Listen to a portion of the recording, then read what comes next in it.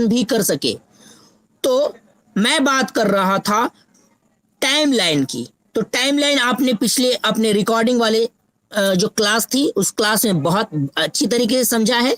मैं चूंकि यहाँ पर एक क्विक रिवीजन कर रहा था तो उसे बताते हुए मैंने बता रहा था कि कैसे फ्यूचर जो है एक ओरिजिनल टाइम नहीं है।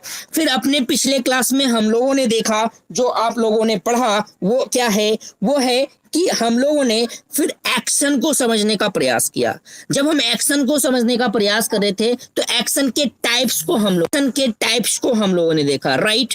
एक्शन का टाइप्स क्या होता है, एक्शन के टाइप्स की जब हमने बात की तो एक्शन का टाइप्स हम लोगों ने पाया कि जैसे ही कोई काम स्टार्ट हो जाता है, हम कुछ भी अभी बोलना मैंने स्टार्ट किया, हमने क्लास जैसे ही स्टार्ट कर दिया लेना, तो मैं क्लास ले रहा हूं, दैट मीन्स कि ये जो क्लास लेने का काम है, ये जो एक्शन है, ये एक्शन प्रोग्रेसिव ऑनगोइंग प्रोसेस है। इसे हमने कंटिन्यूअस नाम दिया, इस टाइप को हमने कंटिन्यूअस नाम दिया। यानी वह प्रोसेस, कोई भी एक्शन जो शुरू हो जाता है, शुरू होते ही वो ऑनगोइंग प्रोसेस हो जाता है, दैट मीन्स वो कंटिन्यूअस हो जाता है, राइट। उसके बाद अगर कोई काम जो चल रहा है वो चलता तो नहीं रहेगा, तो जो चलता नहीं रहेगा, जो टेम्पररी होता है उसी को हम कंटिन्यूअस कहते हैं, और वो टेम्पररी जो एक्शन है वो एक समय में जा करके कंप्लीट होगा। जब वो कंप्लीट हो जाएगा उस टाइप को हम क्या कहेंगे, परफेक्ट कहेंगे। यानी कंप्लीट एक्शन को हमने नाम दिया परफेक्ट। उसके बाद हमने बात की कि क्या और कोई टाइप हो सकता है, तब फिर हम लोगों ने पाया यस, अगर कोई काम चल रहा है और वो जब समाप्त होगा, उस बीच अगर हम उसके समाप्त होने के पहले कोई टाइम ले, सपोज कि एक काम 2 घंटे में समाप्त हो रहा है और 1 घंटे में उस बीच में कोई टपक के पूछता है कि क्या काम हुआ, तो हमारा जवाब होता है चल रहा है। बट बारीकी से अगर देखें तो कुछ काम हो चुका होता है और कुछ चल रहा होता है, दैट मीन्स वहां दोनों प्रोसेस इंक्लूड हो जाते हैं। यानी कि 2 प्रोसेस वहां काम होते हैं, एक कुछ कंप्लीट यानी परफेक्ट हो गया और जो जारी है वो कंटिन्यूअस है, तो वहां दोनों चीजें जोड़ते हैं, परफेक्ट प्लस कंटिन्यूअस, ये एक टाइप निकलता है। अब बहुत सारे ऐसे भी एक्शन हैं जिनको हम रिलेट नहीं कर पाते, जिनको हम डिफाइन नहीं कर पाते, we are not able to define them. Note कीजिएगा, हम उन्हें डिफाइन नहीं कर पाते, मतलब उनकी परिभाषा हमारे पास नहीं होती, मतलब कि उनको हम कोई अलग तरीका नहीं दे पाते। जैसे अगर मैंने कहा कि गाय दूध देती है, काउ गिव्स मिल्क, बच्चे खेलते हैं, चिल्ड्रेन प्ले, हम लोग खाना खाते हैं, वी ईट फूड, जीने के लिए, टू स्टे लाइव। इस प्रकार के सेंटेंस में आप अगर ढूंढने का प्रयास कीजिएगा कि क्या कोई ऑनगोइंग प्रोसेस है, मतलब ये क्या कंटिन्यूअस है, आपका जवाब होगा बिल्कुल नहीं। क्या ये कंप्लीट होता हुआ दिख रहा है, जी नहीं, वो नहीं दिखा रहा है। तो जब ना ये कंटिन्यूअस दिखा रहा है, जब ना ये परफेक्ट दिखा रहा है, तो फिर कंटिन्यूअस परफेक्ट वाली टाइप के होने की तो बात भी नहीं है। यानी ये डिफिनिट नहीं है, डेफिनिट नहीं होने के नाते ही तो नाम पड़ा है इंडेफिनिट। दैट मीन्स जिसको डिफाइन नहीं कर सक रहे, इंडेफिनिट, यही से इंडेफिनिट टाइप निकल कर आया है। और उस प्रकार के एक्शन को जहां पर जस्ट कोई काम होता है, किसी की हैबिट की बात चलती है, किसी की रेगुलर एक्टिविटी की बात चलती है, या फिर जस्ट कोई काम अभी अभी हुआ, ऐसी बात चलती है जहां पता नहीं चलता है एक्शन के फॉर्म की, एक्शन के एस्पेक्ट का, एक्शन के रियल एस्पेक्ट का जहां पता नहीं चलता, एक डेफिनेट एस्पेक्ट का पता नहीं चलता, तब उसे हम इनडेफिनिट नाम देते हैं, राइट। तो इस प्रकार से 4 टाइप्स ऑफ एक्शन, जिसे आप ग्रुप कह सकते हैं, हमारे सामने निकल कर आया। इनडेफिनिट, ऑनगोइंग प्रोसेस यानी कि कंटिन्यूअस, और कंप्लीट प्रोसेस यानी कि परफेक्ट, और दोनों का मिश्रण परफेक्ट प्लस कंटिन्यूअस, राइट। अगर इन्हें नाम देना चाहें, ऑनगोइंग प्रोसेस को हमने ऑनगोइंग प्रोसेस कहा है, कंटिन्यूअस को ऑनगोइंग प्रोसेस, हमने परफेक्ट को क्या कहा है, कंप्लीट, और हमने परफेक्ट कंटिन्यूअस को क्या कहा है, पार्शियल कंप्लीट। पार्शियल, आधा कंप्लीट हुआ है, कुछ हाथ बाकी है ना, थोड़ा सा प्यार हुआ है, थोड़ा है बाकी, वैसे को हम लोग क्या कहेंगे, परफेक्ट कंटिन्यूअस, राइट। और इंडेफिनिट कौन होगा, इंडेफिनिट, इंडेफिनिट जिनको कोई हम डिफाइन ही ना कर सके, डिफाइन ही ना कर सके, मोरे कान्हा रे तू, मोरे कान्हा, जिनको कोई डेफिनेशन नहीं है, उनको हम कहते हैं इनडेफिनिट। बस मैं जाता हूं, वो खाता है, हम नहाते हैं, हम पढ़ते हैं, वो पढ़ाता है, गाय दूध देती है, मेरे पास 2 कलम है, इस प्रकार के सेंटेंसेस इनडेफिनिट होते हैं, ओके, सो राइट। उसके बाद हम लोगों ने बात किया, क्या बात किया, हम लोगों ने बात किया कि कैसे हम लोगों ने टाइम का रूप देखा। तो टाइम का 2 टाइप था, टाइम के 2 टाइप हम लोगों ने पाए। वो पाया एक जो पीरियोडिक यानी कि जो ड्यूरेशन ऑफ टाइम होता है, और एक पॉइंट ऑफ टाइम होता है। अब आपने इन चीज़ों को समझा। आप लोगों को इसके आधार पर होमवर्क दिया गया है, उसे आप देखेंगे, चेक करेंगे। कल शायद 10 बजे तक का टाइम है, उसे जमा करना है, आप जमा करेंगे। चलिए आज का क्लास थोड़ा सा आगे बढ़ाते हैं, काफ़ी टाइम हमारा जा चुका है आज की क्लास में। आई थिंक कि आपको पहले क्लास को आपने देखा है और उसका रिविजन भी आपको बाकी समझ में आया होगा। चलिए बात करते हैं आज कॉन्सेप्ट्स की। तो हमारे टेंस का जो नॉलेज है उसे और अच्छी करेगा। मैं फिर से वापस आपसे पहले से रिक्वेस्ट कर लेता हूं, आई रिक्वेस्ट यू कि आप जो कुछ भी टेंस के बारे में अब तक पढ़ा चुके हैं, उनको थोड़ा सा जरूर दरकिनार करते हुए हमारे इस क्लास में बाकी चीजें जो बताई जाएगी उसे अटेंटिवली, ध्यानपूर्वक सुनिएगा। चलिए बात करते हैं कि अब और कैसे हम टेंस को समझ सकते हैं। तो टेंस को समझने के लिए अब हमें टेंस और टाइम के बीच रिलेशन को समझना होगा, जो हम लोगों ने पिछले क्लास में देखा। रिलेशन क्या होता है कि अगर टाइम है तो ही एक्शन है, टाइम है तभी एक्शन है, यानी आप कह सकते हैं कि टाइम ही एक्शन को बताता है, राइट ना। तो अभी क्या बातें और क्या बातें होगी, देखिए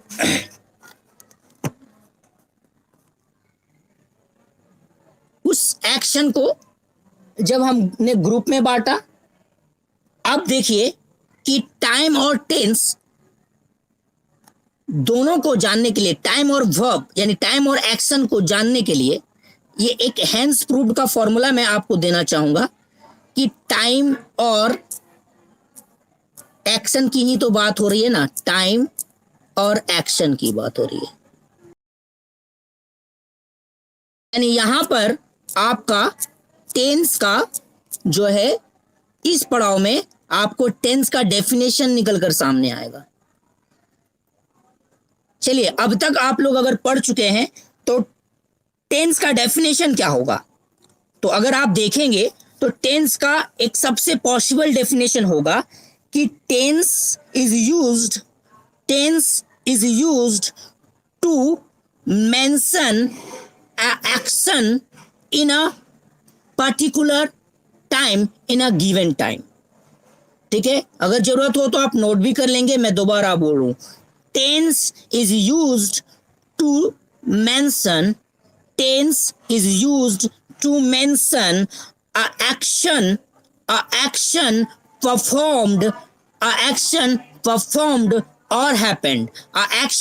performed or happened in a given or specific time। यानी टेंस क्या है, टेंस दिए हुए या विशेष समय में, दिए हुए या किसी विशेष समय में कोई किए गए या घटे हुए घटना या अवस्था को बताने के लिए व्यवहार किया जाता है।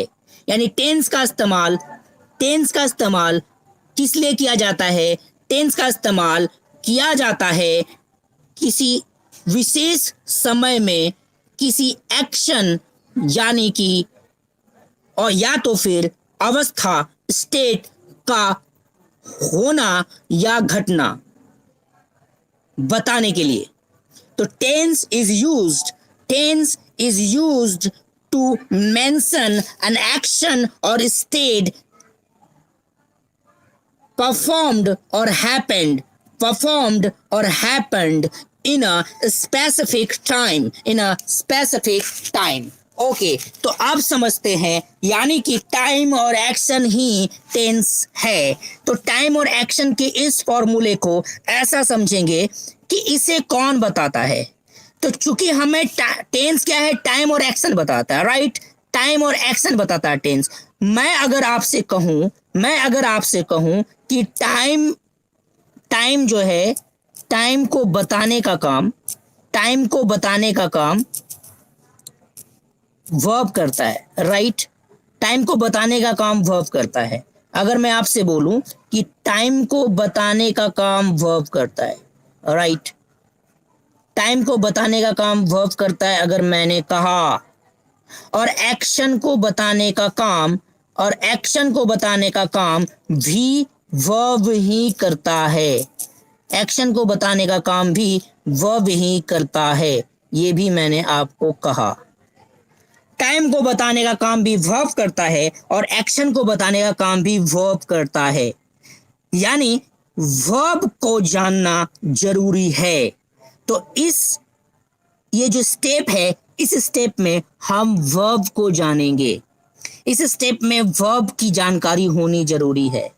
जो वर्ब हम अपने सेंटेंस में यूज करेंगे, वो वर्ब ही हमें टाइम भी बताएगा, वही वर्ब हमें एक्शन भी बताएगा। देखिए, एग्जाम्पल से इसको समझने का प्रयास करते हैं। सपोज कि मैंने अगर लिख दिया कोई सेंटेंस, ही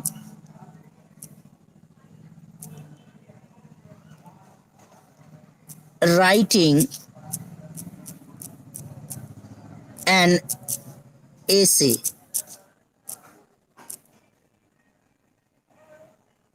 now।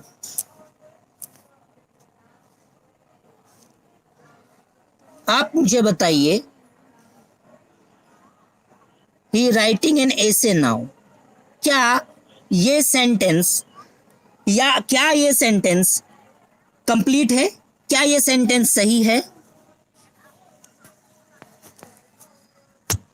चलो आकाश, सॉरी विकास, क्या ये सेंटेंस कंप्लीट है?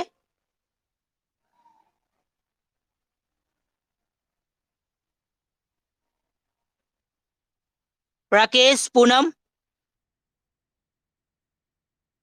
क्या ये सेंटेंस आपको बता रहा है सब कुछ?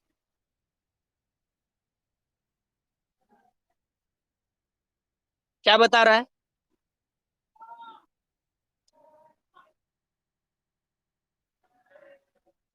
मतलब क्या क्या पता चल रहा कि, देखिए मैंने अभी अभी आपको जिन चीजों को बताया उनको थोड़ा सा रिलेट कीजिएगा। क्या ये आपको समझा दे रहा है कि एक्शन घटा है, ये समझा दे रहा है? कब घटा है एक्शन?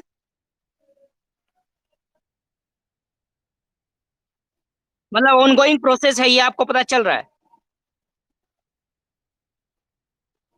टाइम का पता चल रहा है? पूनम, क्या इसमें टाइम का पता चल रहा है? नाउ वर्ड आपको दर्शा रहा होगा, ठीक है, मगर मैंने क्या कहा है? मैंने कहा कि टाइम ही वह भी बताता। देखिए ये सेंटेंस एक्चुअली क्या है, ये सेंटेंस गलत है। सेंटेंस इसलिए गलत है कि अगर नाउ है तो यहाँ पर एक ऑक्सिलरी वर्ब इज चाहिए होगा, यहाँ ये सेंटेंस अधूरा है, उसे इज की जरूरत है। इज देंगे तब जाकर के he is writing an essay now. अब ये is क्या करेगा, ये इज जो है, इज ये इज ही हमें ये इज ही हमें टाइम बता रहा है, और ये राइटिंग मेन काम कर रहा है, इस सेंटेंस में राइटिंग मेन काम कर रहा है, और मेन काम करते हुए ये हमें एक्शन बता रहा है, मेन काम करते हुए एक्शन बता रहा है। तो जो मेन काम करता है उसे हम मेन वर्ब कहते हैं, जो मेन काम करता है उसे हम मेन या प्रिंसिपल वर्ब कहते हैं, मेन या प्रिंसिपल वर्ब कहते हैं। जब वर्ब का चैप्टर पढ़ेंगे तो इसे बारीकी से पढ़ेंगे, लेकिन ये वर्ब ही होता है, वो समझाने के लिए मैं बता दूं कि जो मेन काम करता है मतलब जो एक्शन के बारे में मेन बताता है, क्योंकि मेन तो वही काम कर रहा है जो एक्शन को बता रहा है, तो मेन वर्ब होता है। और जो आपके सेंटेंस में जो आपके सेंटेंस में उसे हेल्प करने के लिए काम करता है, जो आपके सेंटेंस में उसे हेल्प करने के लिए काम करता है, उसे हम हेल्पिंग वर्ब कहते हैं या ऑक्सिलरी वर्ब कहते हैं। मैं यहाँ हेल्पिंग वर्ब लिख रहा हूं समझाने के लिए, इसे इसका नाम ऑक्सिलरी वर्ब भी है, और मेन वर्ब का दूसरा नाम प्रिंसिपल वर्ब भी है, राइट ना। तो इसे हेल्पिंग वर्ब कहते हैं। यानी इस सेंटेंस में he is writing an essay now में हमें एक्शन का पता राइटिंग से चल रहा है, हमें एक्शन का पता राइटिंग से चल रहा है।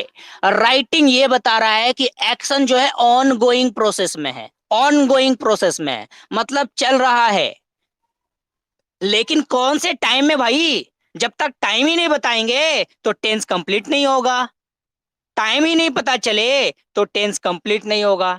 तो टाइम का पता चला हमें इज से, इज से पता चला प्रेजेंट का टाइम।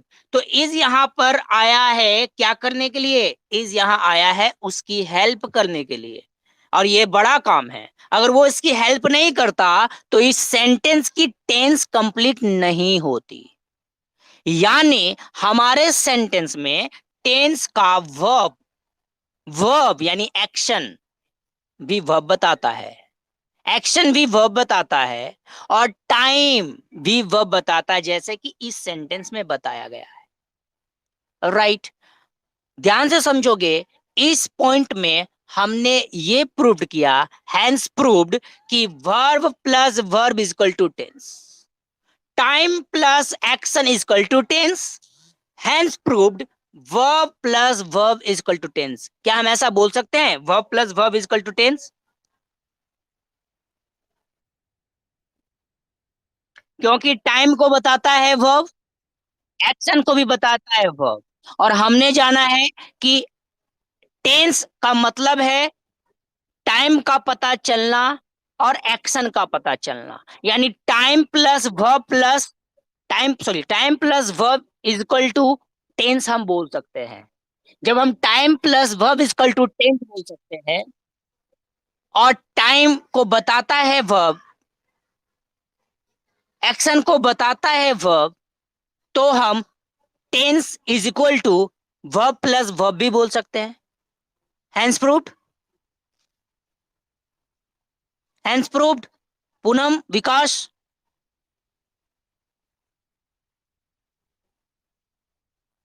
हैंस प्रूव्ड ना। ओके, सो अभी देखिए,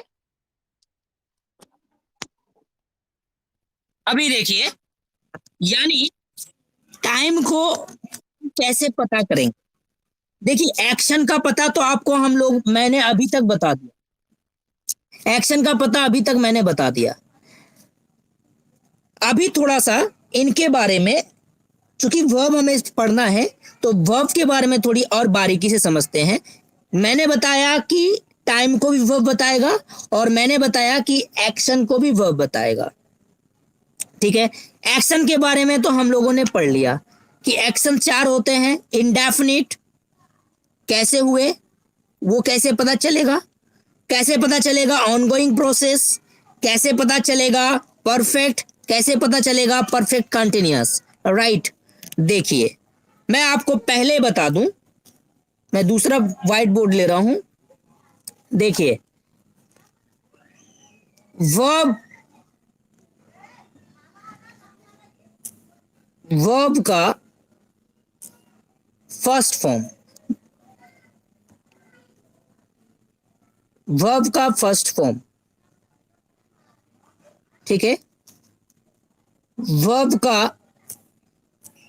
सेकेंड फॉर्म, वर्ब का सेकेंड फॉर्म,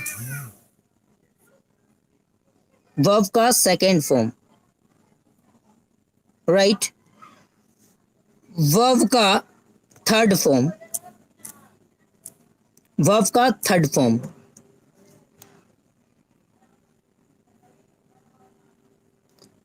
अब वर्ब के कोई फॉर्म नहीं होते हैं।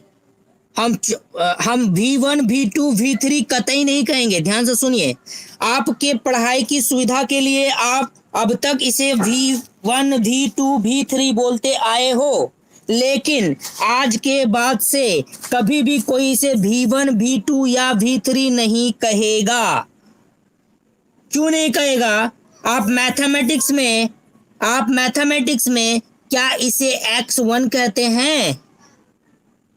क्या आप इसे X1 कहते हैं? मैथमेटिक्स में कहते हैं क्या? क्या आप इसे X2 कहते हैं? क्या आप इसे X3 कहते हैं?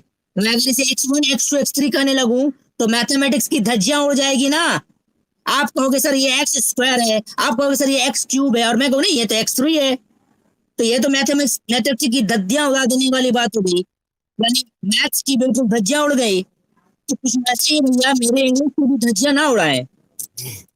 V1 V2 और V3 ऐसा कहना गलत है। V1 V2 V3 ऐसा कहना गलत है। हम क्या कहते हैं, ध्यान से सुनेंगे। आज के बाद आप जो है इन्हें आप इन्हें V1 की जगह कहेंगे first form of the verb, कहेंगे first form of the verb. याद रखें, आपको कहना है first form of the verb. ये फर्स्ट फॉर्म है और ये है second form of the verb, second form of the verb. First form of the verb ये है second form of the verb, ये है second form of the verb, और ये है third form of the verb, ये है third form of the verb, right.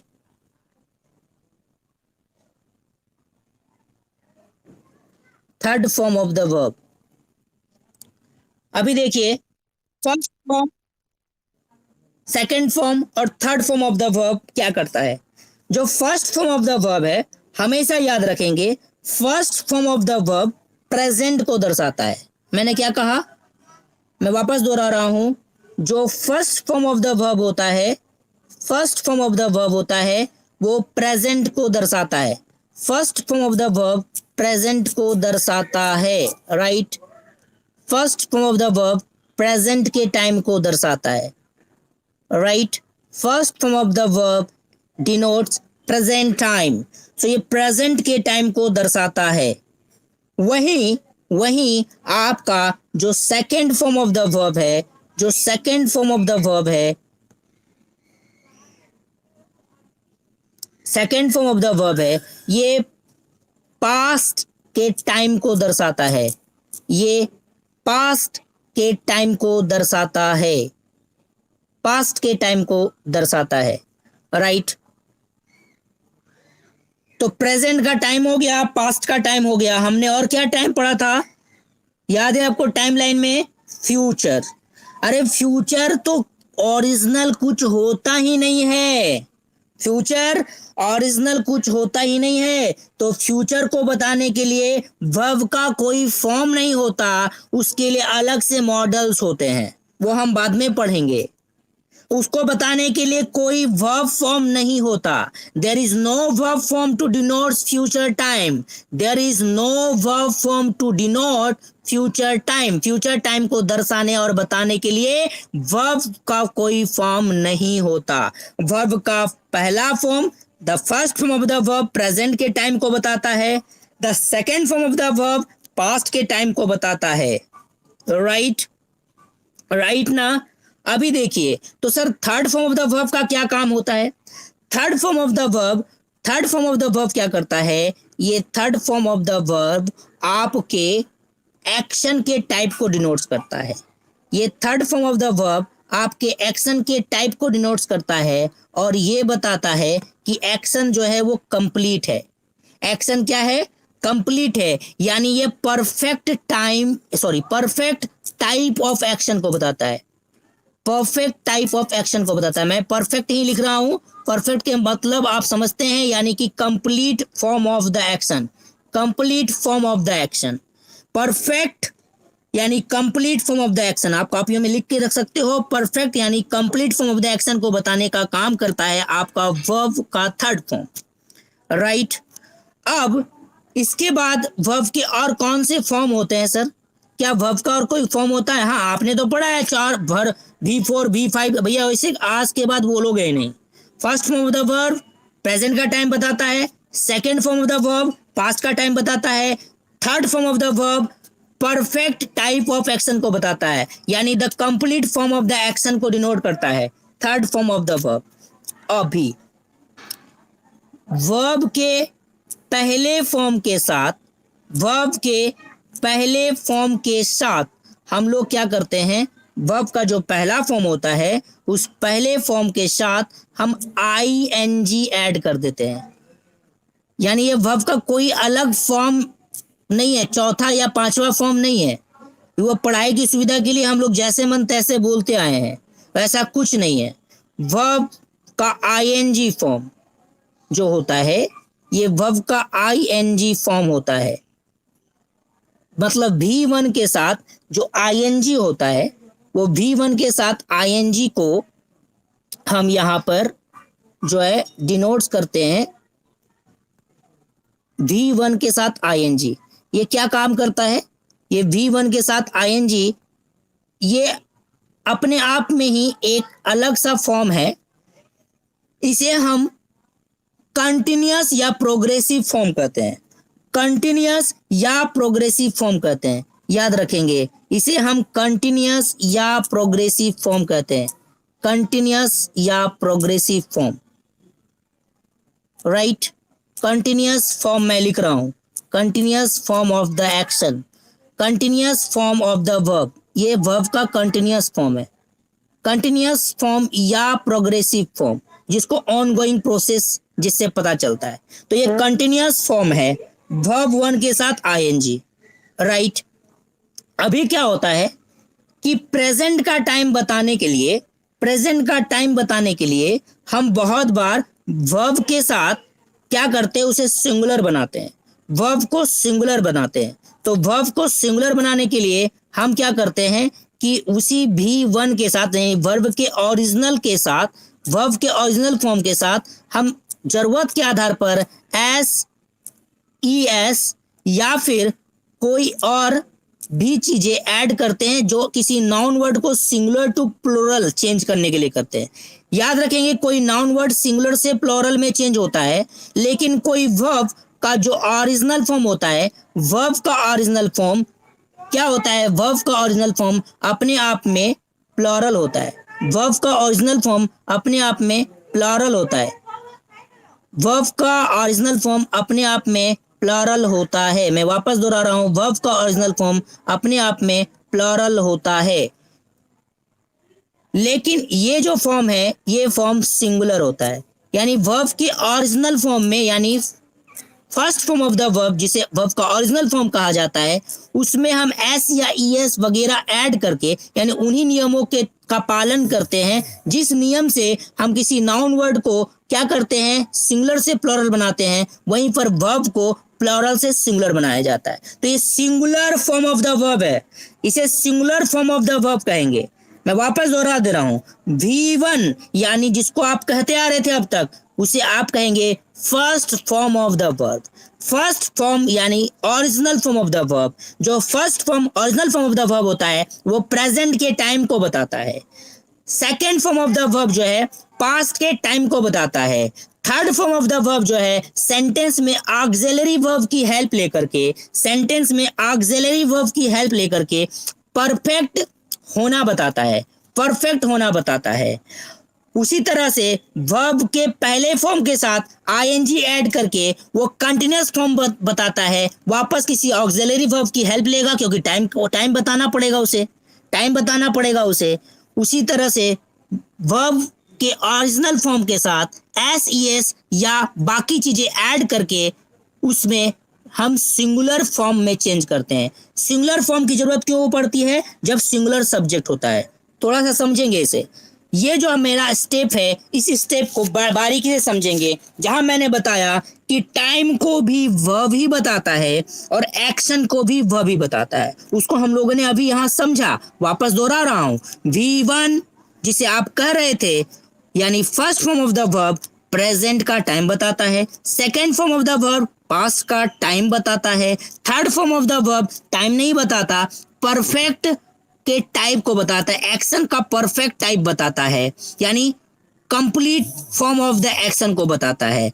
अकेले तो बता नहीं पाएगा क्योंकि फिर टाइम की जरूरत होएगी ना, तो टाइम के लिए ऑक्सिलरी वर्ब आएगा। कैसे? सेंटेंस में देखेंगे।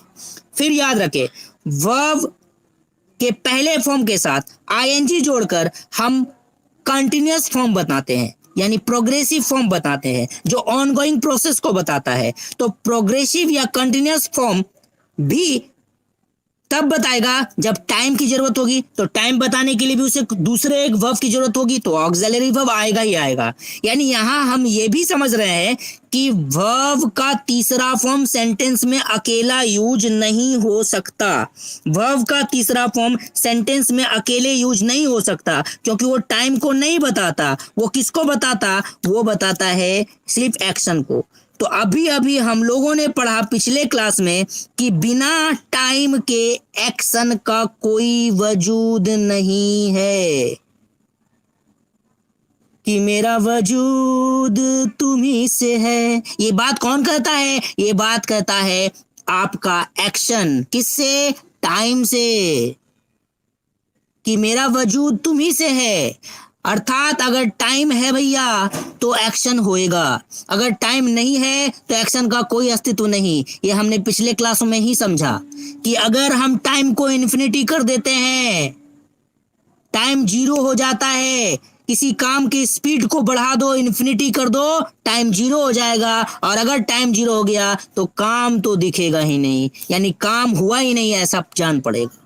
तो उसी तरह से बिना टाइम का एक्शन जब नहीं होता तो एक्शन का टाइप हम बता देंगे तो टेंस तो बनेगा नहीं, तो फिर वह टाइम बताना होगा, ऑक्सिलरी वर्ब आएगा। यानी वी मतलब वर्ब का तीसरा फॉर्म और वर्ब के पहले फॉर्म के साथ आईएनजी लगा हुआ कंटिन्यूअस फॉर्म ये अकेले यूज नहीं होंगे, किसी ना किसी ऑक्सिलरी वर्ब के साथ यूज होंगे, वो हम देखेंगे। चलिए कुछ सेंटेंस के साथ समझते हैं। कुछ एग्जाम्पल सेंटेंस मैं आपके सामने रखता हूं, आपको लोग खुद बताएंगे। जैसे हमने कहा I am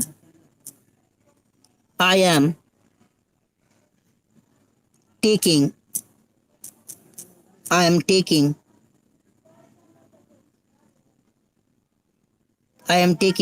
class. I am taking class. I am taking class. देखिए यहां पर I am taking class आप खुद बताएंगे, मैं नहीं बताऊंगा, आप ही बता रहे हैं। कैसे बता रहे हैं? आप बता पा रहे हैं ये कैसा जो है कि किस टाइप का ये आपका टेंस है। यानी ये जो अंतिम पड़ाव में हम पहुंच आए हैं, अगर हमने, फिर से मैं दोहरा रहा हूं, अगर हमने टाइमलाइन समझ लिया, अगर हमने टाइप्स ऑफ एक्शन समझ लिया, अगर हमने जो है टाइम और एक्शन के बीच रिलेशन समझ लिया, अगर हमने ये जान लिया, टाइम का टाइप्स जान लिया, और अगर हमने जान लिया कि कैसे हेंस प्रूव्ड फॉर्मूले के आधार पर वर्ब ही टाइम को बताता है, वर्ब ही एक्शन को बताता है, तो हेंस प्रूफ ये है कि verb plus verb equal to tense. अगर हमने ये जान ही लिया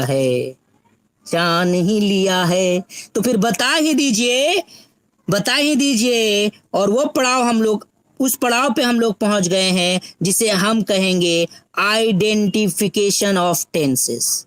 आइडेंटिफिकेशन, आइडेंटिफिकेशन ये आपका आखिरी और फाइनल पड़ाव है। Identification, identification of tense, identification of tense. हम लोग यहां बात कर रहे हैं अब आइडेंटिफिकेशन ऑफ टेंस की, राइट। तो चलिए, आइडेंटिफिकेशन ऑफ टेंस है ये आप लोग ही अब बताएंगे। अब मैं नहीं बात करूंगा, अब बताएंगे मुझे कौन कौन से टेंसेस है। मैंने पहला सेंटेंस लिखा था I am taking class, I am taking class. चलिए आपके बीच में से बताइए, जल्दी से बताइएगा बिना टाइम लेते हुए, ताकि हम फर्दर और भी बाकी चीजें डिस्कस कर सके। जल्दी बताइए, आई एम टेकिंग क्लास कौन सा टेंस, कौन सा टेंस?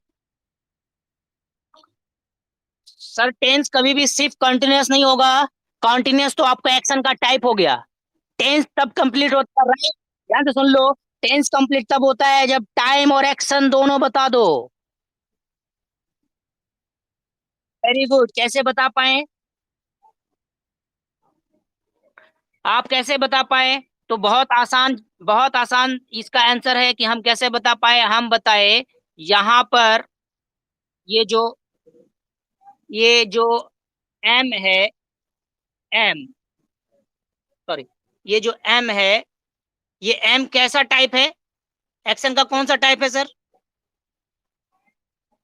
ये एम एक्शन का कौन सा टाइप है? फर्स्ट फॉर्म है ना, first form of the verb है। हम जानते हैं बी वर्ब, बी वर्ब है, बी वर्ब का first form of the verb होता है।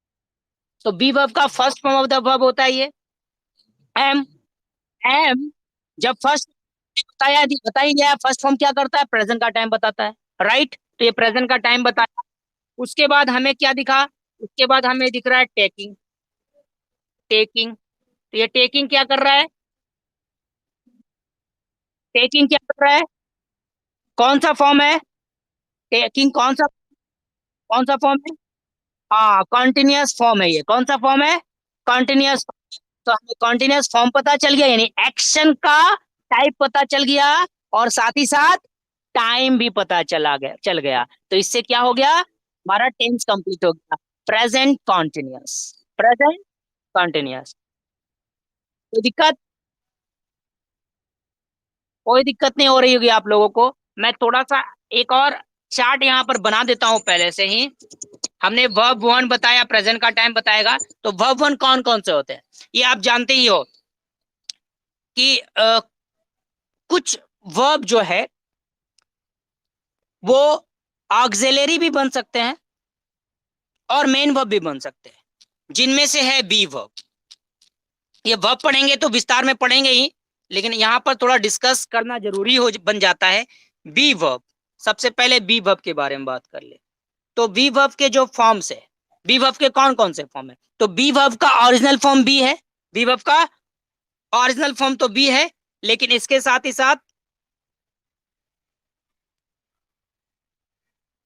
अगर बी का प्रेजेंट फॉर्म बताएं, यानी first form of the verb, present form यानी first form of the verb, तो क्या होगा? तो first form of the verb होगा एम और आर, एम और आर, राइट। एम और आर हो गया आपका first form of the verb. ये इसे हम क्या कहेंगे? V1। आप ऐसे ही कहते हो ना, V1, याद रखेंगे, V1 नहीं कहेंगे कभी भी, first form of the verb कहेंगे।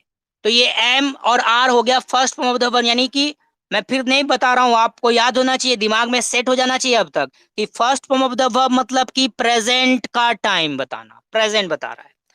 ओके, अभी इसी बी वर्ब का second form of the verb क्या होगा?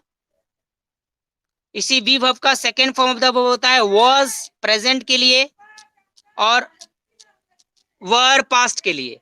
वॉज प्रेजेंट के लिए और वर पास्ट के लिए। Was were, right, was were, was were, मैं यहां लिख रहा हूं वॉज वर। वॉज वर क्या करता है? तो वॉज वर सर पास्ट का टाइम बताता है, यानी कि second form of the verb है बी वर्ब का, ये बी वर्ब का second form of the verb है, ऐसा ही समझते रहना है हमें, ये बी वर्ब का second form of the verb है, राइट। उसके बाद third form of the verb हम जानते हैं पहले से, बीन होता है, क्या होता है, बीन, बीन होता है third form of the verb, किसका, बी वर्ब का, हम बी वर्ब की बात कर रहे हैं अभी, सिर्फ बी वर्ब का third form of the verb होता है ये, third form of the verb, right, ये बी वर्ब का third form of the verb है। उसके बाद अगर वी वन के साथ आईएनजी वाला फॉर्म क्या होता है, वी वन के साथ आईएनजी वाला फॉर्म होता है बीइंग, बीइंग, राइट, बीइंग, ये बीइंग है वी वन के साथ आईएनजी वाला form, V one plus ING, यानी कि कौन सा फॉर्म, कौन सा फॉर्म, प्रोग्रेसिव फॉर्म ना, वी वन प्लस आईएनजी मतलब प्रोग्रेसिव फॉर्म, यानी कि कंटिन्यूअस, हाँ प्रोग्रेसिव या continuous form, very good very good. तो ये अब इसका सिंगुलर फॉर्म क्या होता है, तो इसका सिंगुलर फॉर्म में भी एस ई एस लगा रहता है, वो क्या है, एस ई एस कहाँ लगा रहता है, इज, देखो इज में एस लगा हुआ है, इज में एस लगा हुआ दिख रहा है, हाँ जी, हाँ, तो इज क्या हो गया, इज हो गया singular form of the verb, right, is हो गया singular form of the verb, singular form of the verb, ये singular form of the verb होता है, तो ये बी ने ऐसे बताया, इसी तरह से verb और verb बताता हूं, मैं वहां मेंशन नहीं कर रहा हूं, इसी इसी इसी जो कर्म है इसी ऑर्डर में मैं बताऊंगा, यानी first form of the verb, second form of the verb, third form of the verb, progressive form और सिंगुलर फॉर्म, ठीक है, इसी ऑर्डर में मैं बात करता हूं। तो बात हैव वर्ब की कर लेते हैं, have verb, have verb, right, have verb, have verb में कौन कौन से वर्ब होंगे, देखिए हैव वर्ब में V1 क्या होगा, यानी first form of the verb, first form of the verb have he अपने आप में होता है, हैव वर्ब का first form of the verb have होता है अपने आप में, have, right, have,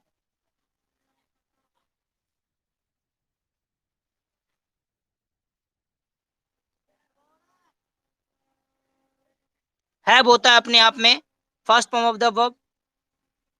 second form of the verb क्या होता है, second form of the verb had होता है, हैड, हैड, हैड होता है second form of the verb,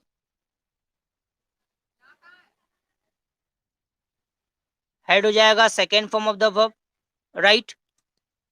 third form of the verb क्या हो जाएगा, third form of the verb भी हैड ही होता है, हैड, हैड ही होता है third form of the verb, right, third form of the verb भी had होता है। अब प्रोग्रेसिव फॉर्म क्या होगा, हैव के साथ आईएनजी लगा दो, हैविंग हो जाएगा, हैविंग, ये progressive form of the verb हो जाएगा, राइट। सिंगुलर फॉर्म क्या होगा, एस लगा हुआ फॉर्म होता है क्या इसका, हैज, अगर आपको याद है तो हैज, राइट, ये हो गया। अब हम बात करें अगर डू वर्ब की, डू वर्ब, डू वर्ब यानी जो एक्शन की बात करता है, डू वर्ब, अभी अब यहां से एक्शन की बात होनी शुरू हो जाएगी, डू वर्ब ही एक्शन की बात करता है, डू वर्ब ये एक्शन की बात करता है, राइट, डू वर्ब अब एक्शन की बात करना स्टार्ट करेगा, तो डू वर्ब कौन कौन से होंगे वो देख लेते हैं। डू वर्ब में V1 क्या होता है, अपने आप में डू, डू अपने आप में V1 होता है, राइट। वर्ब का सेकेंड फॉर्म क्या होता है, डिड, वर्ब का सेकेंड फॉर्म क्या होता है, डिड, राइट। वर्ब का थर्ड फॉर्म क्या होता है, डन, डन। वर्ब का प्रोग्रेसिव फॉर्म डू के साथ आईएनजी लगा दो, डूइंग, ये हो गया वर्ब का प्रोग्रेसिव फॉर्म, डूइंग। ओके, और साथ में अब इसका सिंगुलर फॉर्म क्या लगेगा, एस ई एस लगाकर, तो यहां ये हो जाता है डज, राइट। तो इस तरह से हम लोगों ने ये तीन जो वर्ब्स है, जो वर्ब के आप रूप देख रहे हैं, बी वर्ब, हैव वर्ब और डू वर्ब, ये वर्ब बहुत बारी आपके सेंटेंस में ऑक्सिलरी वर्ब के रूप में यूज होते हुए दिखेंगे और बहुत बार मेन वर्ब के रूप में यूज हो सकते हैं। तो ये ऑक्सिलरी वर्ब भी बन सकता है और ये मेन वर्ब भी बन सकता है। ऑक्सिलरी वर्ब बनेगा तब क्या बताएगा, मेन वर्ब बनेगा तो क्या बताएगा, ये कुछ सेंटेंस के एग्जाम्पल के साथ हम देखेंगे। ये चीजें आप लोगों ने नोट कर ली है अगर, तो मैं दूसरा व्हाइट बोर्ड यूज करता हूं। नोट हो गया है आप लोगों का? हो गया? ओके, चलिए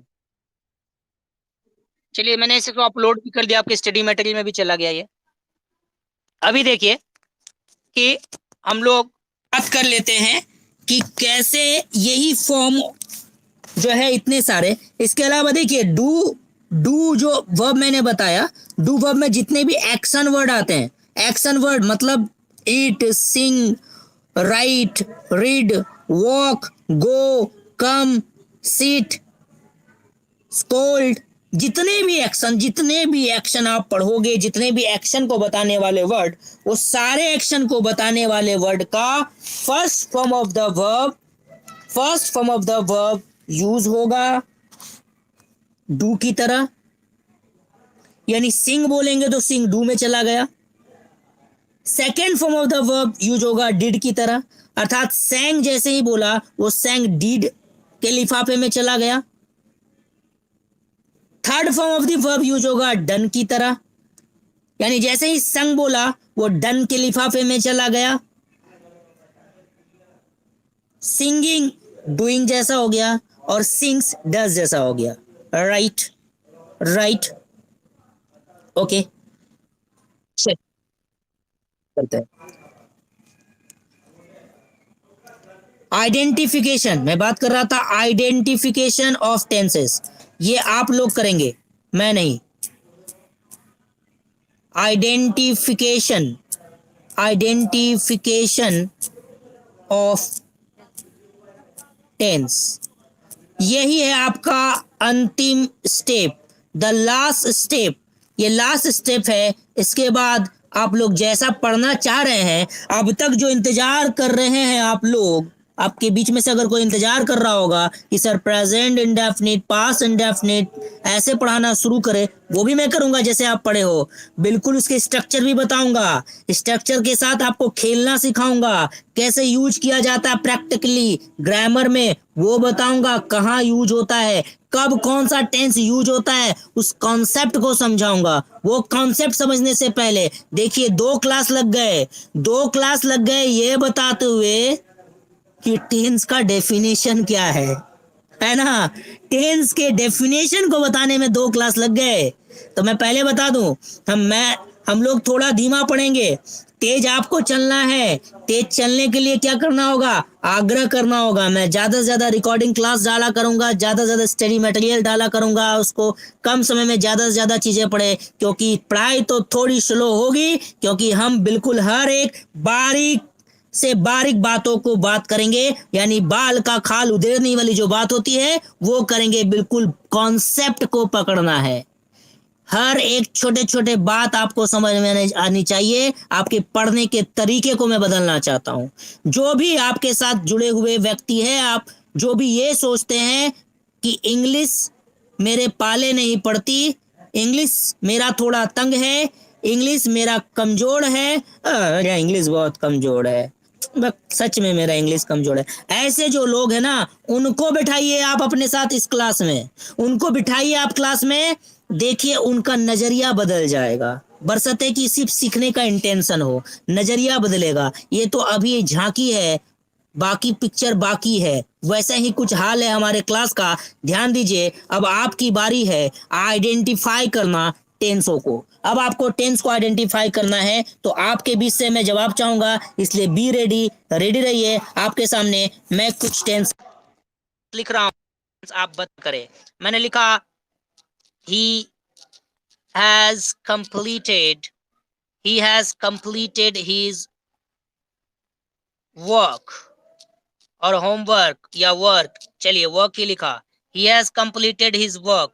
जल्दी से बताइए, आपके बीच में से कौन बताएगा, कौन सा टेंस?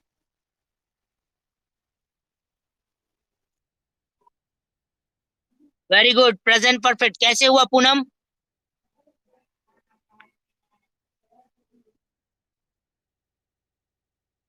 हैज कौन सा टाइम बता रहा है?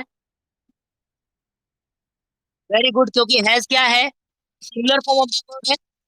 Singular form of the verb, जो वर्ब जो भी जो भी वन का ही रूपांतरण है, मतलब भी वन का ही चेंज वर्ब फॉर्म है, जो प्रेजेंट को ही बताता है, बात किया है।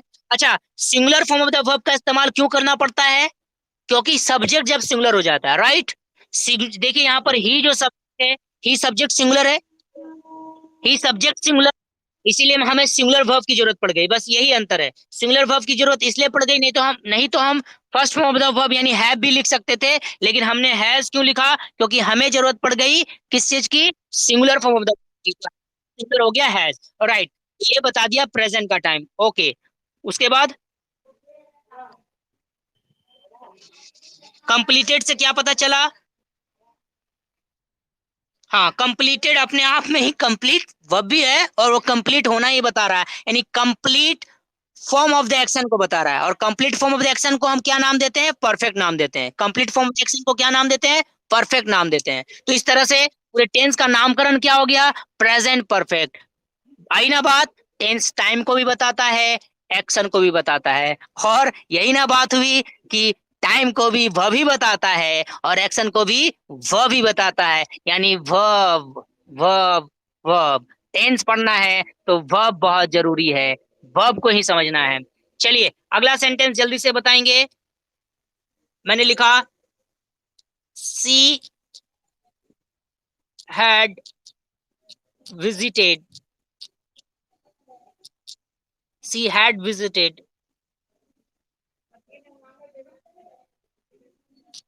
She had visited the Taj Mahal Taj Mahal twice.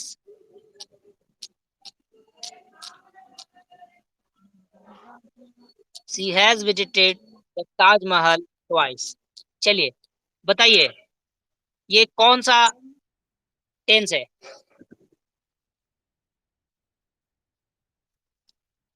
बहुत आसान है, पास्ट परफेक्ट। हैड ने पास्ट का टाइम बता दिया, विजिटेड ने परफेक्ट टाइप ऑफ एक्शन को बता दिया, परफेक्ट टाइप ऑफ एक्शन को बता दिया। Very very good, very good. चलो विकास, आपसे मैं स्पेशल ये पूछ रहा हूँ, आप बताएंगे।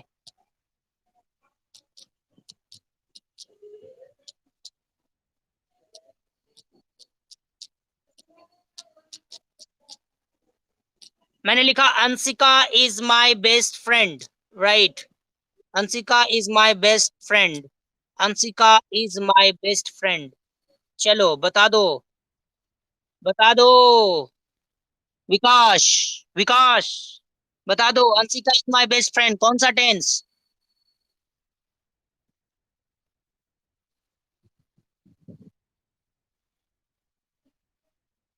विकास क्लास में हो जी? विकास क्लास में नहीं है क्या?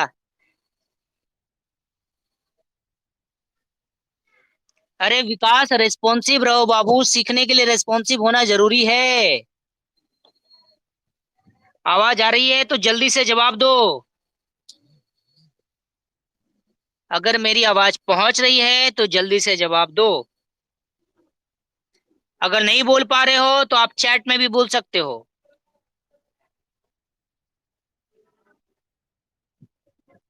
चलो ये बताओ, आप में से कोई, प्रेजेंट इंडेफिनिट कैसे पता चला?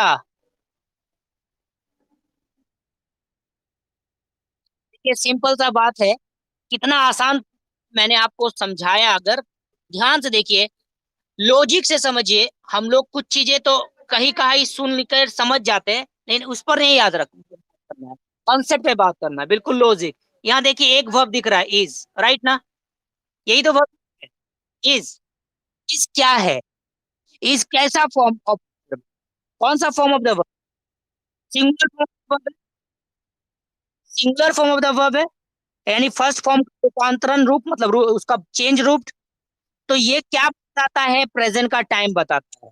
ठीक है। अरे एक्शन बता रहा है क्या? कोई एक्शन बता रहा है क्या? अरे कोई एक्शन बता ही नहीं रहा, पता ही नहीं चल रहा है, पता ही नहीं चल रहा है। जब पता नहीं चलता तो उसको क्या बोलते हैं? क्योंकि यहाँ कोई एक्शन है ही नहीं। सबसे पहली बात, इस सेंटेंस में कोई एक्शन है ही नहीं। इस सेंटेंस में कोई एक्शन नहीं है। जब एक्शन है ही नहीं तो उसके टाइप की बात ही नहीं होगी। जब उसके टाइप की बात ही नहीं होगी तो फिर वो इंडेफिनिट में ही चला जाएगा, राइट? चलिए कुछ और सेंटेंस में लिखो।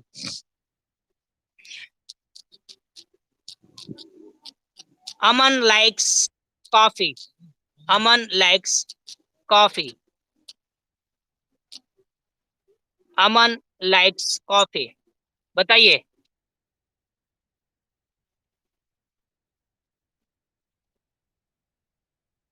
कैसे पता चला?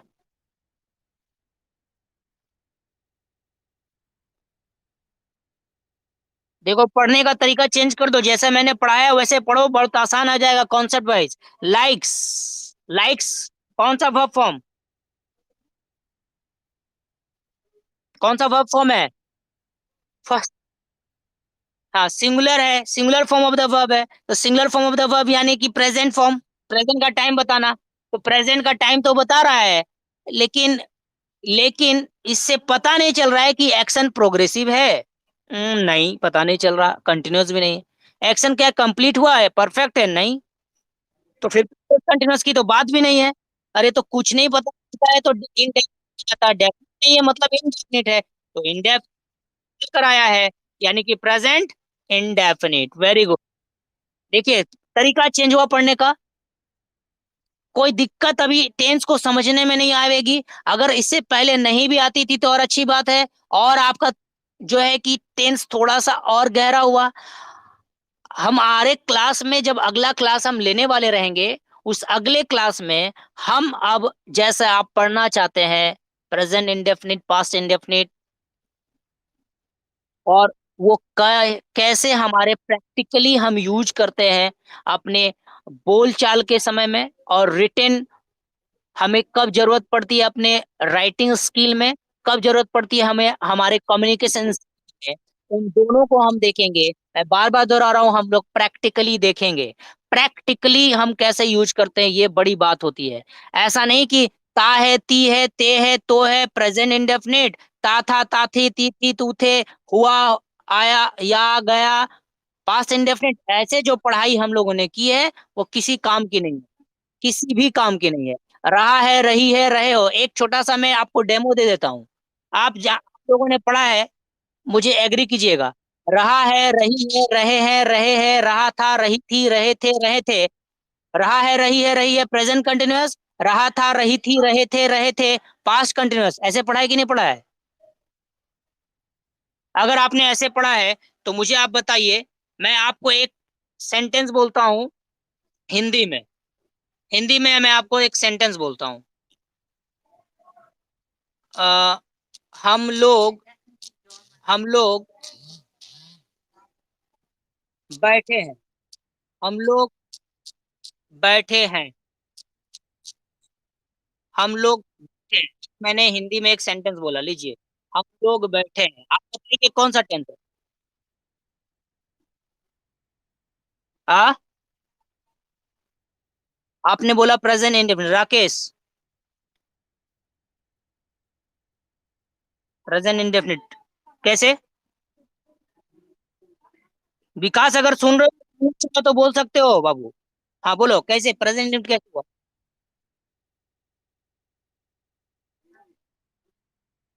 ये इसीलिए क्योंकि आप ट्रांसलेट करोगे, इसलिए एक्शन का पता नहीं चल रहा है। आप ध्यान से समझिए। हम लोग जब बैठे हैं तो बैठने का काम हमने शुरू किया कि नहीं किया? शुरू किया कि नहीं किया? शुरू किए क्या हम बोल सकते हैं कि हम बैठे हैं? यानी बैठने का काम अभी भी जारी है कि नहीं जारी है? कि नहीं है? जैसे ही बैठना, हम अभी तो खड़े थे, खड़े तब जा करके बैठे, तब तो बोल रहे बैठे हैं। ध्यान से समझिएगा कॉन्सेप्ट को। हम खड़े थे कभी ना कभी, कहीं ना कहीं, और आकर के किसी जगह पे बैठे हैं, तो बैठने का काम जब शुरू हुआ तब तो बोल रहे बैठे हैं। और अभी भी बैठने का काम ही चल रहा है। समझ रहे हो बात को? अभी भी ये बैठने का काम चल रहा है। अगर बैठना समाप्त तब होगा जब हम बैठ के उठ जाएंगे। उठ जाएंगे। बैठ के उठे नहीं है तभी तो बोल रहे हैं हम बैठे हैं। हम बैठे हैं मतलब हम बैठे हैं, यानी बैठने का काम शुरू किया और अभी भी जारी है। यही तो हुआ ऑन गोइंग प्रोसेस, यानी कि ये कंटिन्यूअस टेंस है, हम बता ही नहीं पाते। रहा है रही है ढूंढ रहे थे। अगर रहा है रही है ढूंढेंगे तो कंटिन्यूअस टेंस नहीं पता चलेगा। वो रहा है रही है कंटिन्यूअस नहीं होता है। टेंस कंटिन्यूअस होने के लिए दो एस्पेक्ट चाहिए। एक, जिससे स्पष्ट पता चले कि कोई काम ऑन गोइंग प्रोसेस में है, तो पता चल जाएगा। और जब पता चले कि कोई काम एक्टिव, जो भी काम एक्टिव होता है वो ऑन गोइंग ही है। राइट ना राकेश? अगर वो एक्टिव है तब वो ऑन गोइंग है कि नहीं, तभी ना एक्टिव है। अरे एक्टिव है तब तो मतलब ऑन गोइंग है तब तो एक्टिव है। अगर ऑन गोइंग नहीं होगा तो एक्टिव तो बोलेंगे नहीं ना। यानी वो अभी भी जारी है। समझना, बैठने का काम हम कभी ना कभी आकर हम लोग बैठे, तो जैसे ही बैठे तब तो बैठने का काम शुरू हो गया। और तब तक बोलेंगे हम बैठे हैं। जब भी पूछोगे तब हम बोलेंगे हम बैठे हैं। जब भी पूछोगे हम बैठे हैं, कब तक? जब तक हम उठ ना जाए। यानी काम क्या है? ऑनगोइंग प्रोसेस, यानी एक्टिव। एक्टिव है। एक्टिव ये शब्द मैंने यूज किया था।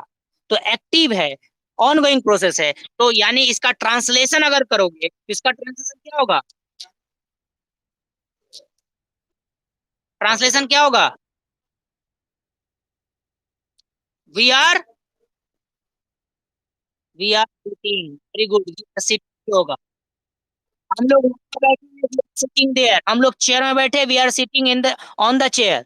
हम लोग चेयर में बैठे हैं, we are sitting on the chair. हम लोग छत पर बैठे हैं, टेरेस पे बैठे हैं, we are sitting on the terrace. हम लोग सड़क पर बैठे हैं, we are sitting on the street. हाँ, रोड, स्ट्रीट। तो ये क्या हुआ? ये पता चला कि एक्टिव मतलब भी होता है ऑनगोइंग प्रोसेस। ये समझना। हम रहा है रही है करके टेंस नहीं पढ़ सकते। ये मैंने जस्ट आपको एक डेमो दिया है। ऐसे बहुत तरह के टेंसेस आपको परेशान करेंगे। हमें अभी भी पता नहीं होता है कब कौन से टेंस का इस्तेमाल करना है, कब किस टेंस का इस्तेमाल करना है। तो उस कॉन्सेप्ट को लेना है। हिंदी से इंग्लिश इंग्लिश नहीं पढ़नी है। हिंदी से इंग्लिश पढ़ेंगे तो हिंदी हमेशा सीखते रह जाएंगे, अंग्रेजी नहीं सीख पाएंगे।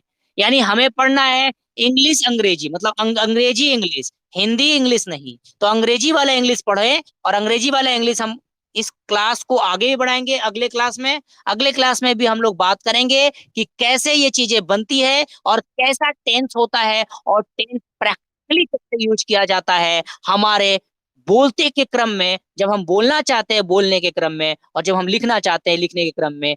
कब किस समय बोला जाएगा कौन सा टेंस, और उस होगा, उसके रटने की आप नहीं होगी। हम होते हैं am is are plus verb का एनजी प्रेजेंट कंटिन्यूअस, नहीं नहीं नहीं नहीं। एम इज आर प्रेजेंट का टाइम बताया, और वर्ब का आईएनजी वाला जो फॉर्म है वो उसे हम कंटिन्यूअस फॉर्म ही बोलते हैं। ओ तो ये कंटिन्यूअस बताया, तो एम इज आर प्रेजेंट बताया, वो कन तो प्रेजेंट कंटिन्यूअस हो गया। ऐसे ना, हमको हमको खुद बनाना है टेंस, रटना नहीं है। ओके, चीजें समझ में आई? आज का क्लास हम लोग यहीं एंड करते हैं, और कल आपका लाइव क्लास नहीं है, लेकिन हो सकता है आपको रिकॉर्डिंग मिल जाए, चेक कर लेंगे। आपको टेस्ट असाइन किया हुआ है, टेस्ट देख लेंगे। टेस्ट का डेट दे दिया गया है, वो अभी आप देख नहीं पाएंगे, तो इसलिए बढ़िया से बारीकी से अच्छी तरीके से पढ़िए, हर एक चीज के डाउट को क्लियर कीजिए, क्योंकि जो चीजें पढ़ाई जाएगी उसी का आपको टेस्ट होने वाला है। आई थिंक 12 तारीख को मैंने दिया है डेट ना, 12 को है टेस्ट। तो 12 को आपका टेस्ट मैंने पहले से बना दिया है, रेडी है टेस्ट, वो एमसीक्यू है। आप बिल्कुल वहां पर एक्टिव टाइम पे वो टेस्ट देंगे, जिसको ऑनलाइन टेस्ट बोलते हैं, बिल्कुल एक मॉक टेस्ट की तरह है। आपको सही चुनाव करने हैं, नहीं तो आपको -1 भी मिलेगा और सही पे 2 पॉइंट मिलने वाले, यानी कि 2 मार्क्स। तो ध्यान से कीजिएगा, मात्र 10 ही क्वेश्चन है, उसको आप करेंगे। उसके पहले हम कुछ असाइनमेंट भी करते रहेंगे और अच्छे तरीके से क्लास को पढ़ते रहेंगे। चलिए, बेहतर रहेगा कि हम लोग ऐसे ही क्लास करते रहें और एक डाउट क्लास भी अलग से रखेंगे, और बीच में अगर किसी को कुछ पूछना होगा तो वो पूछ सकते हैं। लेकिन डाउट का सेशन एक अलग सा हमारा स्पेशल भी होने वाला होगा, हर सप्ताह में एक दिन। चलिए ठीक है, मिलते हैं फिर। कोशिश कीजिए ज्यादा से ज्यादा लोगों को अपने क्लास पे इनवाइट कीजिए, ताकि आपका क्लास और बेहतरीन हो। इसकी जरूरत हमें पड़ेगी जब हम ग्रुप डिस्कशन करेंगे, यानी कम्युनिकेटिंग वाला क्लास करेंगे। कम्युनिकेटिंग के क्लास में बहुत सारी एक्टिविटी होगी, जहां पर हमें एक्टिव लोगों की जरूरत होगी। तो संख्या थोड़ी होनी चाहिए, ताकि हम उससे सबको ही लाभ ले पाएंगे। तो कोशिश कीजिए ज्यादा से ज्यादा फ्रेंड को आपके इस क्लासरूम में इन्वाइट करने का। Till then, goodbye, happy learning.